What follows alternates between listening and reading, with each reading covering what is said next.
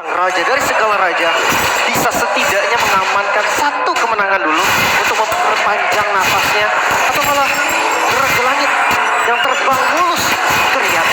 Tapi ini kita lihat kalau tim Onyx mereka harus benar-benar respect dengan adanya Idok dengan Tigreal. Iya, tapi jangan lupakan Loisan, Pak. Yes. Itu yang hampir selalu direspek oleh semua tim, even itu internasional tim. Selalu direspek, tapi kali ini ya gue ngeliat RRQ juga mengambil resiko yang lumayan tinggi dengan Serena yang diambil. Dia pengen menangin pressure-nya. Jujur kalau dari Tigreal nggak ada yang pasti, tapi kalau ngomongin burst damage ya ada dari Joy, ada dari Toy. Ya. Tapi Idok bahkan bisa di cancel loh. Dan bakal lihat di depan sana. Langsung ada 3 team fight. Tapi saat terlalu besar dia bisa diberikan apa slot Idok. Protector begitu saja. Sekalipun ada Sutsujin tidak akan bisa cukup lama berada di garis depan. Karena balik lagi Sans. Lim tadi udah berbicara. Kalau Sans dengan Louis-nya bisa dikategorikan adalah top 1 di Indo. Ya, setuju. Top 1 Indo mungkin kalau misalkan ada saingan di internasional, gue bisa sebut satu nama Super Prince.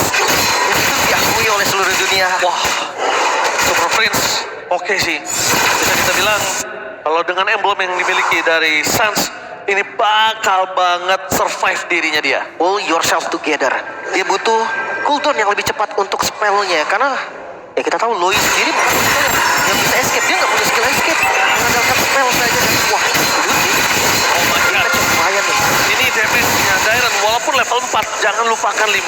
Dia bisa meledak di depan sana. Ya. Betul. Di setup tadi ini bakal cepat tapi dan diversi nih. Oke, lihat surprise! Happy birthday! Happy saja terbang tapi Kimoy melanggar volume-nya berat langsung melakukan sticker slicing gaming. Tapi tidak akan membiarkan Idok lepas begitu saja. Bersama dengan adanya Luffy dan juga Dipaksa. Kimoy membuat Idok Idok tapi implosion tidak bisa membuat tim dari Onyx kali ini lulanta.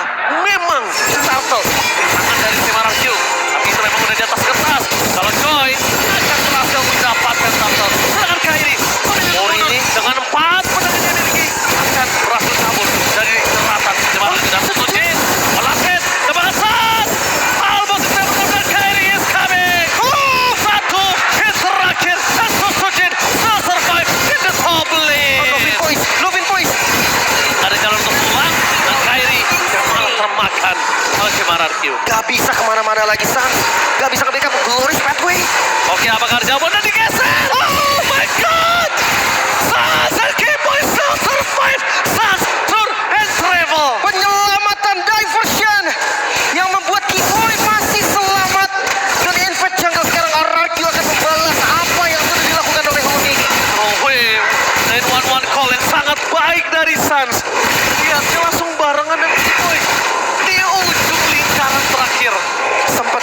Sempat ngedes tadi langsung masuk ke dalam lingkaran diversion. Tapi ya kita reset lagi, karena sekarang kedua jungle akan kelarin dulu dari pattern farmingnya masing-masing. Prince dengan 2 kali kemenangan Serena bukan debut pick ya. Bukan. Memang terlihat jarang, tapi gak debut kok. Tapi melihat kondisi dari Idok juga nggak bisa melakukan impact jump. Karena gara falling up dari Dairon, ini membuat para pasukan dari tim RRQ mereka juga nggak punya vision yang sangat jelas. Sedangkan tim fight yang kedua ini akan lebih untung untuk tim RRQ. Tapi lihat Sapero, one by one situation di arah full lane, membuat Toy agak sedikit gemetar. Dan jangan lupakan, Turtle kalau kembali di tangan dari tim Onyx, tidak perfect di tangan dari tim RRQ. Ini menandakan lampu kuning kembali, Lim.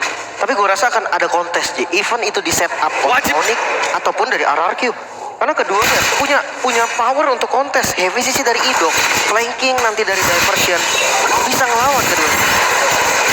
Oke, melihat RRQ yang udah megang ke arah Turtle, tim dari Onyx mereka nggak mau buka terlebih dahulu karena mereka belum tahu di mana keberadaan dari Sutsujin. Mereka belum tahu di mana Idok berada.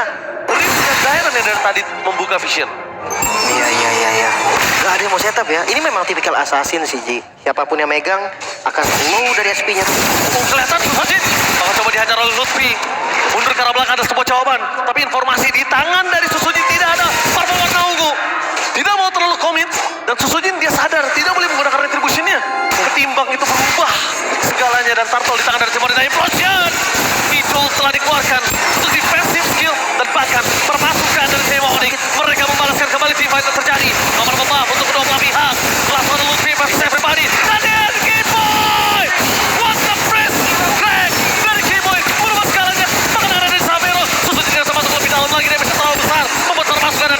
Ararkyu disengket satu semua aman. Tebakan Purple Buff mau nggak mau Susujin harus mendapatkannya ketimbang gak ada sama sekali bisa dia Oh miliki. no. Masih zoning bahkan dengan turtle. Oh my god, purple-nya hilang. Purple-nya hilang. Purple-nya hilang. Oh no way, Susujin. Semakin tertinggal. Memang dari gold hanya 1000. Tapi lihat apa yang dilakukan Susujin. Itu untuk membalas dan retribution. Gagal. Retributionnya gagal. Susujin bakal coba dikejar dengan cover dari Idok. Membuat para pasukan dari tim Ararkyu berhasil menyelamatkan Susujin. Tapi lihat satu step anak tangga dari Onyx. Di early game mereka punya 1000 gold difference. Lihat dengan jelasnya asasi Idok. Explosion! Tapi dengan Tempest of Blade berhasil memberikan sedikit space. Wall di depan sana Susujin. Bakal coba ditangkap dengan ada Sans. Tidak ada lagi mata yang terlepas dari Susujin. Ararkyu mereka harus regroup. Mereka harus berkumpul. Ketika mereka kalah dari gold, mereka bisa menangin dengan jumlah.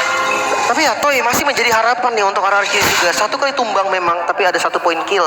Burst damage yang tadi sempat gue bahas. Ketika Implosion dibuka, tidak ada EOE lain selain Implosion. Dan itu menjadi PR untuk RRQ. Mampu gak dia mainin Sky Piscernya? Mampu gak dapat point kill? Dari tadi kita sudah melihat dengan Sky Piscer yang memiliki dari Toy ada kesempatan untuk bisa mendapatkan point kill. Dan lihat Kairi, one point situation di arah bottom lane Kairi dengan sangat mudah untuk menghindari damage dari seorang Susujin. Sekalipun ada implosion di depan sana, Idok seorang diri, Susujin terlalu jauh untuk melakukan covering up. Benar. Dan gak sebersih juga. Oh, miss Kiboy.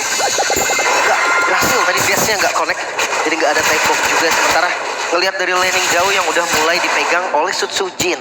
Ini menandakan juga nih kalau memang tim fightnya nggak boleh buru-buru. Dominance untuk Daira anti Regen yang memang diperlukan sekali ketika ngelawan Link tanpa anti Regen.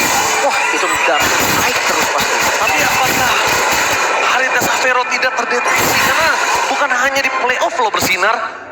Waktu itu juga kalau nggak salah sempat bersinar di babak regular season. Ya, sempat sendiri yang bertahan dan itu ngelawan 4 orang walaupun akhirnya kalah ya. Ya, tapi menurut gua ini mulai harus dipikirkan. Karena Lutfi balik lagi, Lutfi akan selalu menjadi tugasnya tumbang, tugasnya ngabsorb damage, tugasnya bakal menjadi distraction.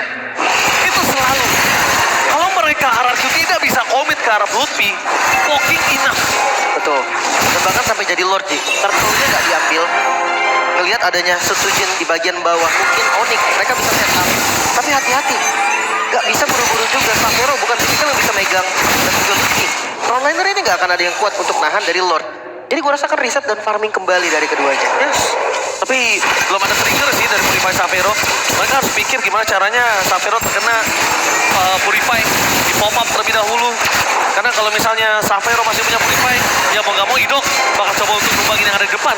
Tapi dengan flicker yang dimiliki dari Lutfi, ingat Lutfi benar-benar punya satu skill escape mechanism. Either dia nggak escape atau nggak dia akan tuker. Pasti satu nyawanya dia bisa tuker 2, bisa tuker 3. Iya, karena butuh waktu yang banyak banget kan untuk numbangin Kara Lutfi dan mengganti strategi RRQ. Mereka coba untuk 3-2 melihat adanya Kairi yang bebas di bagian bawah akan menjadi masalah serius. Maka dari itu Idok diperlukan nih untuk pegang Kairinya, untuk tahan mobilitas dari Kairinya. Pertanyaannya, cukup nggak pergerakan dari Toy untuk sekarang? Belum, jujur belum. Tidak cukup untuk Toy saja. That's why mereka harus punya damage tambahan.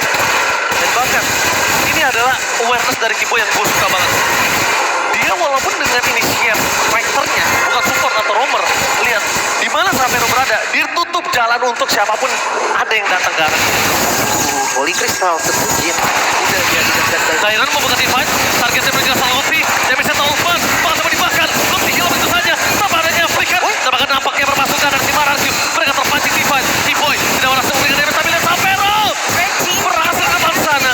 Distraction yang terjadi, pertukaran 1 untuk 2, memang tidak adil untuk tim Onyx. Tapi pertanyaannya apakah RRQ mampu menyelesaikan lawan tersebut? Tapi pop up sama Savero tadi ketika kena Abyss Row dan sekarang Lord di take over RRQ. Mereka cukup pede untuk setup karena Lord. Oke, ready. Kairi mencoba untuk memberikan buying time. Lihat berapa banyak waktu yang diberikan dari Kairi. Lord reset tanpa Savero kembali lagi mengusir Savero. Explosion from Idok membalaskan kembali keadaan. Kehilangan 2 members membuat perempuan tim RRQ mendapatkan keuntungan dan RRQ berada di depan Lord dengan bebas. Implosion yang terlihat tadi dari Idok begitu baik. Lord bisa di set up ulang. Retribution memang masih ada untuk Kairi dan tidak ada untuk Setsujin. Tapi ini adalah momennya.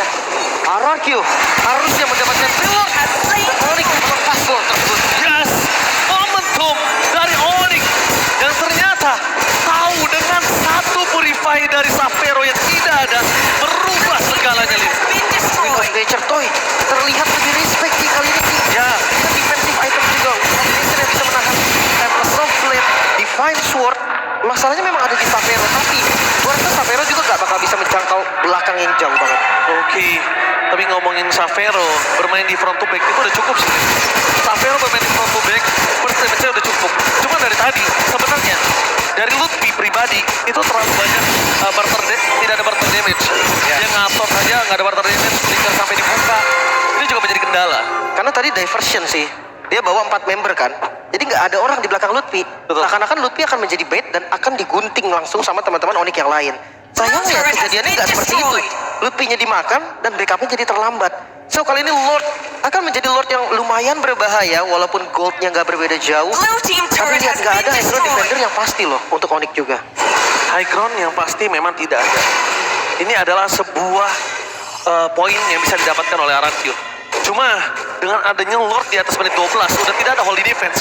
Dengan Glorious Pathway juga mungkin satu momen kill akan bisa didapatkan atau bukan satu turret. Lutfi menjadi target utama mereka. Zaman Force telah dikeluarkan. Target mulai secara belakang. Dok tahu para pasukan dari tim Onyx mereka masih punya purify kembali.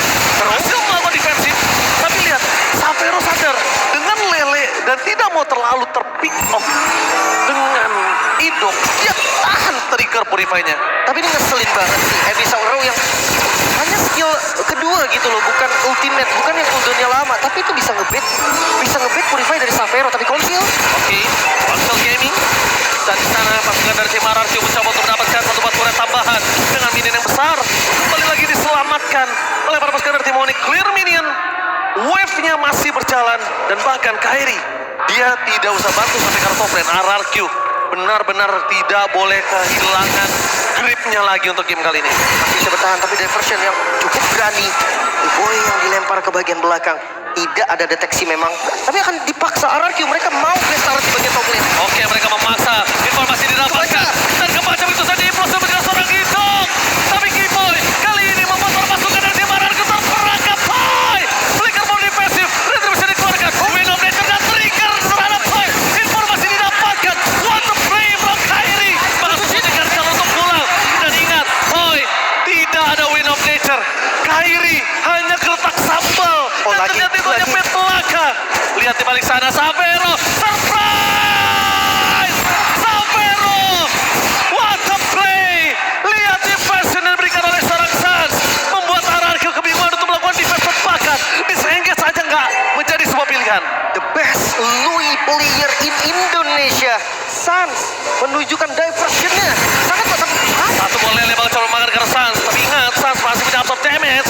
Tidak bisa terlalu terburu-buru untuk dimakan. Dan bahkan kalau tim RRQ, dia nggak boleh buka vision sedikit pun. Itu bisa dimakan oleh tim dari Onyx. Diversion mundur. Tapi ada ketinggalan. Gak masalah. Karena Lutfi juga yang tertinggal. Gak gampang untuk ditumbangin. Dan sekarang Lord untuk Onyx. Keadaan mulai berbalik. Di boy, dia sabar banget nunggu di belakang sana. Udah ketahuan loh tadi. Dan implosionnya untuk Kiboy itu yang ngebuat Xavero pede. Bahkan purify-nya nggak sampai sekarang available. Itu dia. Diversion yang dikirim tuh gak semua. Hanya Xavero, hanya Kiboy. Tapi itu sangat berdampak positif pastinya untuk Onyx. Gold ditarik. RRQ. Gue sempat bahas Onyx dan defense kan. RRQ juga sama. Tapi lihat kalian, tadi trigger WO-nya. Ya, defensornya ke belakang. Pura-pura. Gertak-gertak satu. Ya, itu drill sih gertakan. Yang berhasil tapi gak disolve. Onyx kembali. Sakit juga itu pengadaan. Udah pasti, tapi lihat Xavero. Masuk ke dalam Xavero.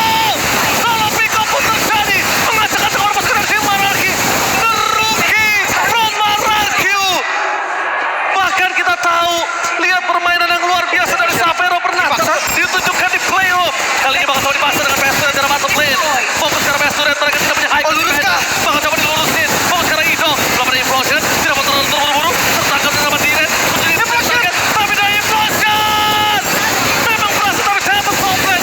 Memperang-perangkan para pasukan dari tim RRQ. Meanwhile teman sana, Kairi akhirnya memilih untuk disengage ketika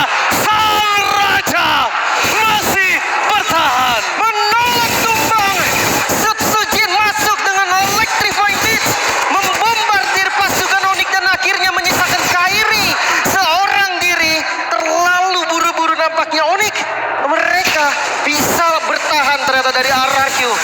Kita bisa lihat dari replaynya nih, Lordnya ditarik ke arah mid lane. Dan Implosion, Idok, wow 4 member. T-Boy instan, Sans hilang secara instan juga. Menyisakan Lutfi, akhirnya nggak bisa berbuat banyak. Akhirnya Lutfi hanya make time, dan Lord yang di clear. Yes. Itu kita sudah bicara di awal. Jangan lupakan, ini adalah Tigreal dari Idok. Dan di sisi kiri cuma Savero yang punya Purify. Ya, hati-hati. Bahkan tadi Savero tetap gak berkutik juga sih. Masalahnya burst damage-nya tadi masuk semua. Ada dari Abyssal Trap, ada dari Electrifying Blitz. Belum lagi kita bahas soal Toy, The Rapsol di Dark Sonata. Itu udah sakit. Gak bisa dianggap remeh juga. Namun memasuki menit 16. Kelihatan dari Gold Creep yang naik turun. Ini dia ya, ini vibes upper bracket final. Kelihatan jelas banget. Dari keduanya gak ada yang mau kalah. Tiket MS mahal banget pasti untuk mereka. Terlalu mahal. Walaupun memang match point-nya ya fakta ada di Onyx. Iya, match point dengan 2-0. Bukan 2-1 ya, Lin? Ya. Jadi bisa dibilang, sekarang skala dari kemenangan, dari win probability, ini memang masih ada di tangan dari tim Onyx. Dengan lane yang mereka miliki. Tapi jangan lupakan, RRQ, mereka unggul gold. Walaupun tidak terlalu berasa ya di menit 17. Tapi lihat Siren, di depan sana mentargetkan juga seorang Sans. Dia di depan sana Idok, tidak bakal dapatkan satu poin kill dari Idok. Karena terlalu keras. Sans